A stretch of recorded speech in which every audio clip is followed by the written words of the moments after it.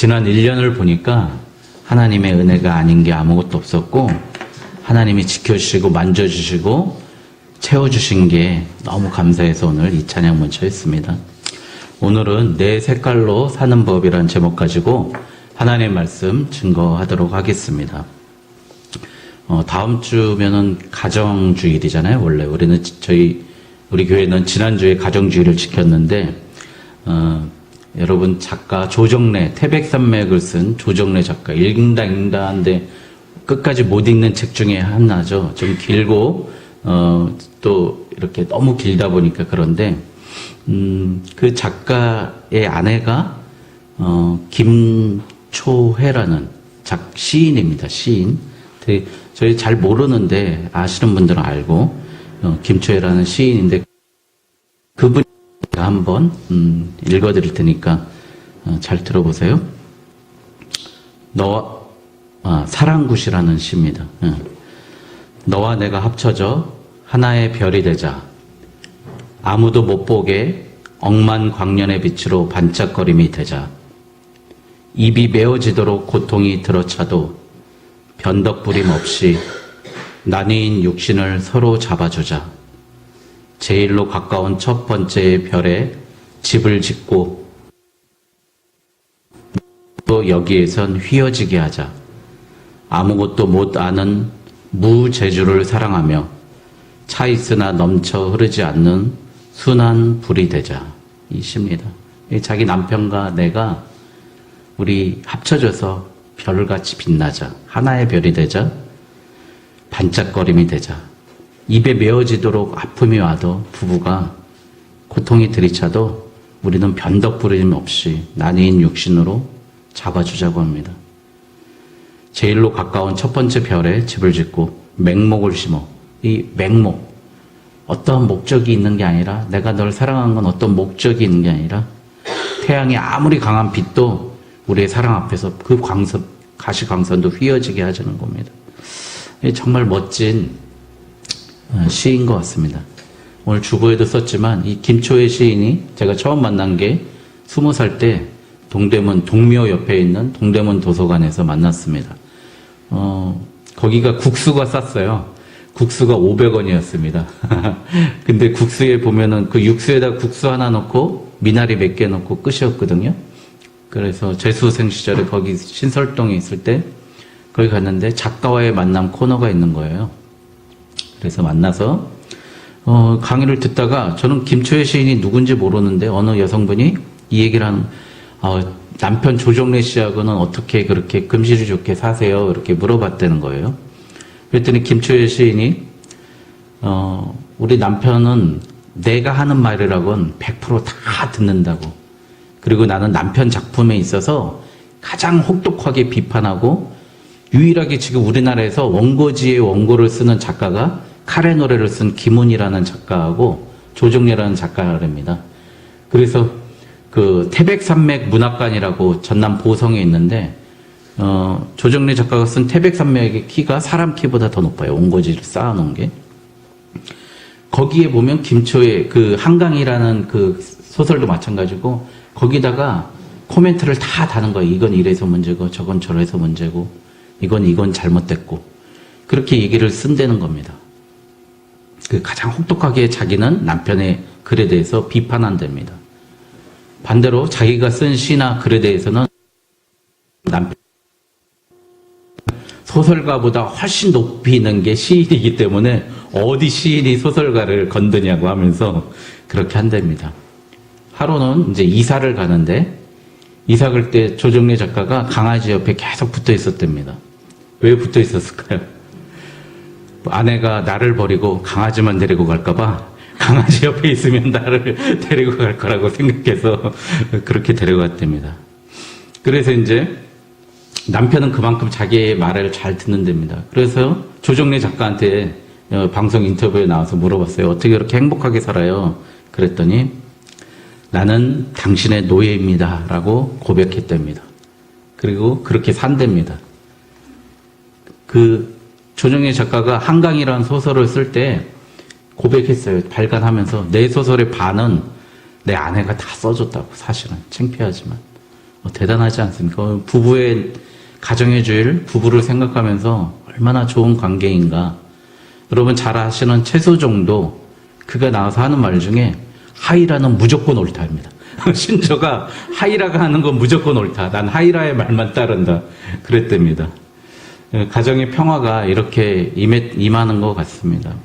상대를 절적으로 신뢰하고, 저는 이 사랑굿이라는 이 시를 보면서 남편을 얼마나 사랑하면 우리 별이 하나의 별이 되자, 육신을 서로 잡아주자. 야, 이런 시가 나오겠구나라고 생각을 했습니다. 오늘 우리가 정말 가정의 달에 맞아서 가정 주일이지만 정말 중요한 게, 우리는 과연 하나님을 신뢰하고 있을까? 하나님을 그만큼 믿고 있는가? 오늘 말씀을 보면서 한번 나눠보려고 합니다. 하나님께서는 우리에게 모든 것을 주셨습니다. 안 주신 게 없고요. 완벽하게 주셨습니다. 오늘 말씀에 보니까 48성읍을 주었어요. 이제 이스라엘을 다 점령을 하고 이제 도피성까지 6곳을 예비하시고 48곳에 레위 지파가 살아야 될 성읍을 주셨어요. 근데 그 성읍만 준 게 아니라 그 성읍 주변에 목초지를 줬어요. 초원을 줬다는 거죠. 여러분, 그 메마르고 그런 땅에 목초지를 줬다는 건 그들이 먹고 살게끔 해줬다는 거죠. 그래야 염소도 키우고 소도 키우고 양도 키우고 그 젖을 짜서 먹고 그랬지 않겠습니까? 목초지를 주었다고 합니다. 그런데 가로 세로 1000m 정도, 그러니까 축구장 한 100개 크기 되는 그 목초지를 그들에게 주었습니다. 여러분, 우리에게도 이만한 목초지를 주지 않았습니까? 여러분, 우리 사실은 그 목초지보다 더 많은 것을 원하기 때문에 사실은 빚을 지고 살고 있지 않습니까? 밥 3끼만 먹고 되는데, 저는 2끼만 먹는데요. 사실 그래도 살이 안 빠져요. 왜 안 빠지는지 모르겠지만 2끼만 먹어도 되는데, 그 3끼만 먹어도 살 수 있는데, 우리는 이상하게 더 많이 갖고 싶어서 주님이 주신 목초지보다 더 많은 것을 찾습니다. 그래서 사사기 20장에 보면 레위 자손들이 엉뚱한 곳에 가버리고요. 그러니까 그 아내가 겁탈당하고 그러면서 내전이 일어납니다. 레위 지파가 자기 집을 떠나니까 이스라엘 12지파하고 11지파하고 베냐민 지파하고 내전이 일어나면서 사사기가 끝나버려요. 그러니까 자기가 자기의 자리를 지키지 못하고 하나님이 주신 그 성읍과 그가 해야 될 도피성과 또 목초지, 거기에 만족하지 못하고 우리는 더 갖기 위해서 그런다는 거죠. 우리가 왜 자꾸 성형을 할까요? 여성분들이 화장을 하고 시술이라고 합니까? 왜 할까요? 예, 세상에서 이쁜 사람이 최고니까 그렇게 하는 겁니다. 우리 왜 돈을 벌려고 그렇게 밤늦게까지 밥도 못 먹으면서 돈을 벌까요? 세상에서 돈을 가장 우상시하고 가장 위라고 생각하기 때문에 그렇습니다. 그러면 우리는 무엇을 위해 살아야 됩니까? 하나님을 위해서, 하나님의 영광, 하나님의 나라를 위해서 살아야 하는데 우리도 세상 사람들한테 자꾸 오염되는 거예요. 그래서 자꾸 세상의 돈, 세상의 외모, 세상의 차, 세상의 집, 이런 것을 우리도 오염돼서 가는 겁니다. 그래서 우리는 주일날 일하러 가도 하지 않는 거예요. 주일날 일하면 안 되는데 하나님 분명히 너 하나님을 기억하라고 말씀하셨는데 그런다는 거죠. 그리고 하나님께서는 내가 너한테 다 줬으니까 너의 첫 번째 것을 바치라고 하셨습니다. 그래서 뭘 바쳤습니까? 아담은 누굴 바쳤죠? 아벨이 하나님 앞에 순교했어요. 또 아브라함은요, 이삭을 하나님께 바쳤어요. 하나님 바치라고 한다고. 자, 야곱은 누굴 바쳐야 돼요?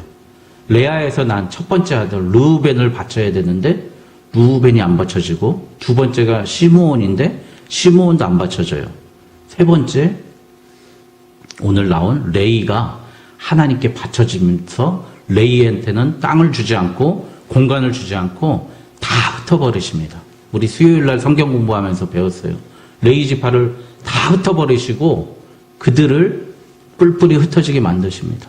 근데 야곱이 레이 지파를 저주하면서 너희들은 폭력의 도구요, 너희들을 흩어버리겠다라고 합니다. 결국 그들을 흩어버리시는데 하나님이 레위 지파를 들어서 쓰십니다. 하나님께서는 레위가 얼마나 많은 잘못을 했는지 거의 폭동을 일으킨 거 아니에요? 이 세겜이라는 그 마을 사람들을 할례하겠다고 거짓말 해가지고 할례시킨 다음에 다 살입하고 그랬기 때문에 그들이 죽음에 처하기까지 위기를 걷습니다. 그런데 그때 하나님께서는 그 레위 지파를 썼다는 거예요. 레위 지파를 사랑해 주셨다는 거예요. 그리고 너희는 제사장이 되라. 너희는 하나님의 성전을 가꾸는 일을 해라. 이렇게 말씀하셨다는 거예요.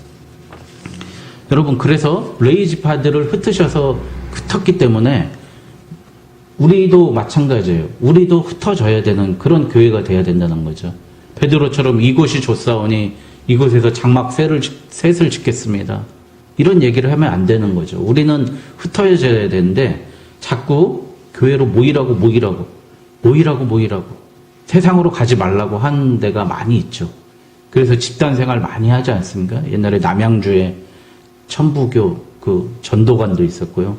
지금은 저기 여주 가 보면은 대순진리에도 있고 이렇게 집단 생활하는 거 있습니다. 안성에 보면은 구원파들 모여서 살잖아요. 세상으로 나가야 되는데 세상은 오염됐으니까 나가지 말라고 그러는데 하나님은 흩으신다는 거죠. 레위 지파한테 땅을 안 주신 이유는 하나님이 너희의 기업이 되심이라라고 말씀하셨습니다. 그러니까 우리는 세상에서 하나님이 내 기업인 거죠. 그렇기 때문에 하나님께서는 어떤 바운더리를 주지 않고 다 흩으시는 겁니다. 자, 그런데 이제 하나님께서 이렇게 흩으셔가지고 하나님께서 생각하시는 건 뭐냐면 너희가 가서 그 사람들에게 말씀을 가르치고 예배를 가르치고 하나님을 섬기게 하라는 그런 사명을 주시는 겁니다. 여러분, 이스라엘이 만약에 타락하게 되면 레위인들의 책임인 거예요. 그러니까 이스라엘이 잘못하게 된 건 제사장의 책임이고 레위 지파의 책임인 거예요. 그들이 제대로 안 가르치고 그들이 훈육하지 않았기 때문에 그런 겁니다. 여러분, 지금 현재 레위 지파를 바라보는 설이 두 개 있어요. 목회자라는 설이 있고요. 모든 성도가 만인 제사장이기 때문에 모든 성도가 레위 지파라는 설이 있어요. 그러니까 이론이 있죠. 저 같은 사람은 100% 레위 지파겠죠. 레위 사람이겠죠. 그러나 여러분들도 마찬가지예요. 여러분들 가정으로 왜 흩으셨습니까? 여러분들 세상으로 직장으로 왜 보냈어요? 하나님께서 분명 여러분들이 가서 타락하지 않게 오염되지 않게 그 불법의 가나안, 그 저주의 가나안, 우상 섬기는 가나안, 자기 아들을 불로 걸게 하고 음행하고 타락한 그것을 고치라고 흩으시는 겁니다. 저는 후자를 선호합니다. 여러분 마찬가지로 여러분도 레위 지파로 하나님 선택해서 하나님이 여러분들의 기업이 되셨습니다. 저하고 여러분들하고 틀린 거는 저는 예배를 진행하는 일이 있다는 거죠. 말씀을 전하는 일. 그것만 틀린 거지. 여러분들 교회에서 각자 맡은 분야에서 맡은 일을 다 하고 계시지 않습니까? 가정에서 하나님의 자녀로 맡은 일, 맡은 직분에서 그렇게 하고 계시지 않습니까? 그래서 심지어 칼빈은 너네 세상 나가서 열심히 너희 직업을 가지고 살아라, 정치해라 그렇게 얘기하면서 도둑질을 하더라도 열심히 하라. 심지어 그렇게까지 얘기한 적이 있습니다. 무슨 말입니까? 이미 이스라엘 땅은 다 점령이 됐지만 그곳에는 아직도 가나안 족속이 있습니다. 그들에게 섞이지 말라고, 그들에게 하나님을 그들 때문에 잊어버리지 말라고 치열하게 그들과 싸워서 쟁취해내라는 거예요. 하나님이 영광이 나타나게, 하나님 예배가 회복되게 나타나라는 겁니다. 그래서 레위인들한테 준 땅 거리는 13에서 14km 정도 거리를 두고 분배를 했다는 거예요. 딱 지파마다 그 부족마다 있는 중앙 지역에 분배를 해서 그들이 언제든지 가서 예배를 살릴 수 있도록 이렇게 만들어 놨습니다. 여러분, 그래서 우리는 해야 됩니다. 여러분, 엘리야에 대해서 좀 아시지 않습니까?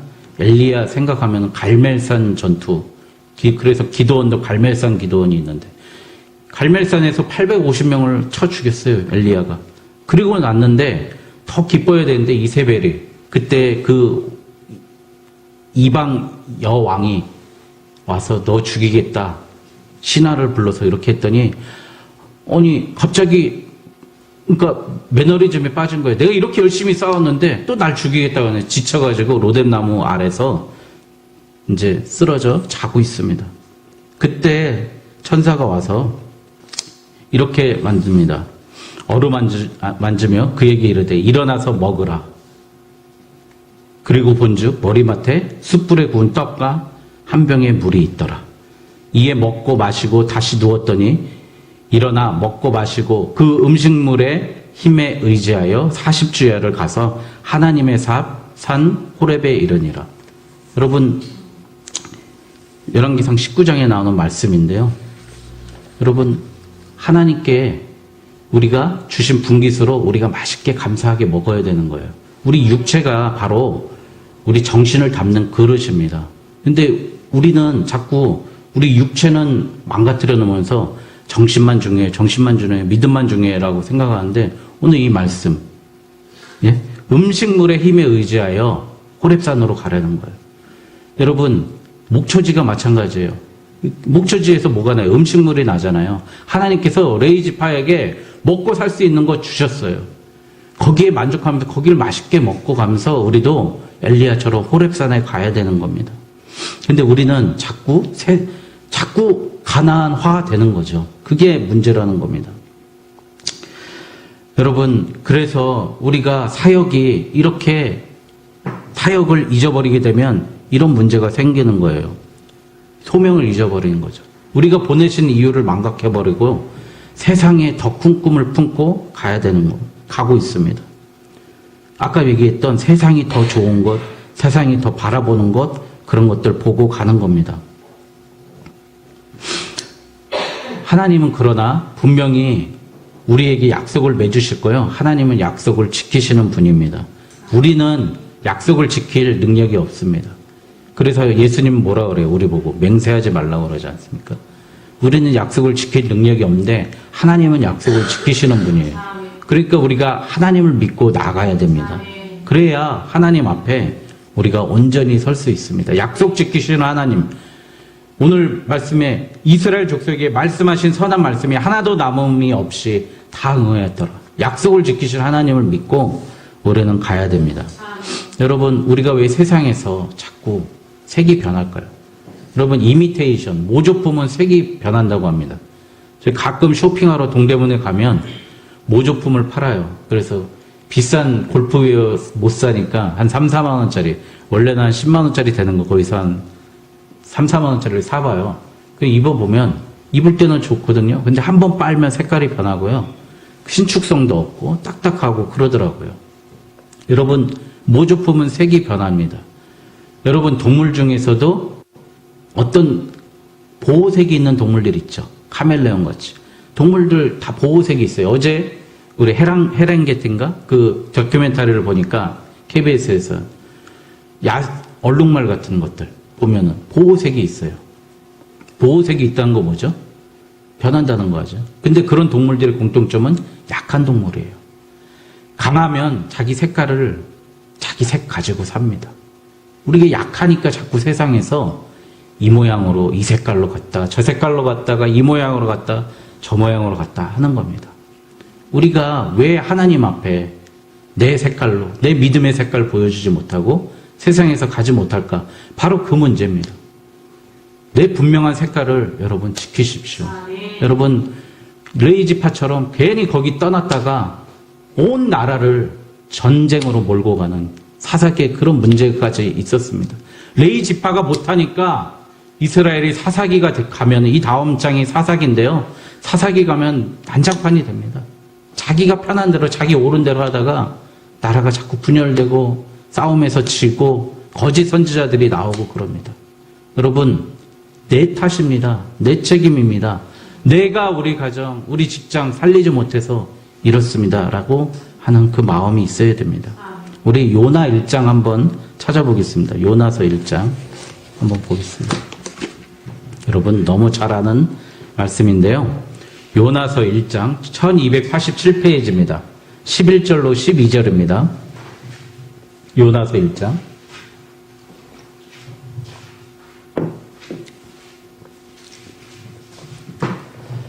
자, 제가 읽을 테니까 찾으신 분은 같이 읽죠. 11절. 바다가 점점 그에게 이르되 우리가 너를 어떻게 하여야 바다가 우리를 위하여 잔잔하겠느냐 하니 그가 대답하되 나를 들어 바다에 던지라. 그리하면 바다가 너희를 위하여 잔잔하리라. 너희가 이 큰 폭풍을 만난 것이 나 때문인 줄 내가 아노라 하니라. 아멘. 요나는요, 3가지 범죄를 했어요. 첫 번째가 하나님이 주신 사명을 망각해버렸어요. 하나님이 주신 사명을 순종하지 않은 죄를 졌습니다. 그래서 어디로 갔어요? 니느웨로 가라고 했는데 다시스로 갔습니다. 두 번째, 요나는 배 밑으로 숨어 들어갔어요. 가장 밑은 곳에 숨어 있었어요. 하나님을 숨을 수 있다라고, 하나님의 눈을 피할 수 있다라고 생각을 했어요. 그래서 거기로 내려갔습니다. 세 번째, 나중에 나오지만 아수르, 아시리아 그 사람들이 어떻게 구원을 받을 수 있습니까? 저들은 구원을 받을 만한 자격이 못 됩니다. 율법주의로 사람들을 생각했어요. 이 3가지의 잘못을 했거든요, 요나가. 그런데 그가 여기서 이렇게 얘기합니다. 풍랑이 일어가지고 바다가 엄청 흉흉한지라 그때 배가 뒤집어 엎으려고 하니까 요나가 이렇게 얘기합니다. 나를 들어 바다에 던지라. 여러분, 지금 잘 안 되는 부분, 어려운 부분, 힘든 부분, 우리 교회도 마찬가지지 않겠습니까? 여러분 따라하십시오. 나를 들어 바다에 던지라. 자, 여러분, 우리가 바다에, 그 죽음의 바다에 우리가 가야 됩니다. 그래야 그 배를 살릴 수 있는 겁니다. 여러분, 요나처럼 우리를 그 사명의 자리에 보냈는데요, 우리가 죽지 아니하니까, 우리가 죄 짓고 사니까 그들도 죽고 나도 죽고 있는 겁니다. 우리의 색을 분명히 하고 우리의 믿음을 분명히 하고 우리의 신앙을 분명히 할 때, 레위 지파가 이스라엘이 망할 때 레위 지파가 똑바로 안 해서 망했어요. 똑같습니다. 요나 한 사람이 똑바로 하지 않아서 그 사람들이 죽게 되었습니다. 여러분, 금요일날 말씀드렸나요?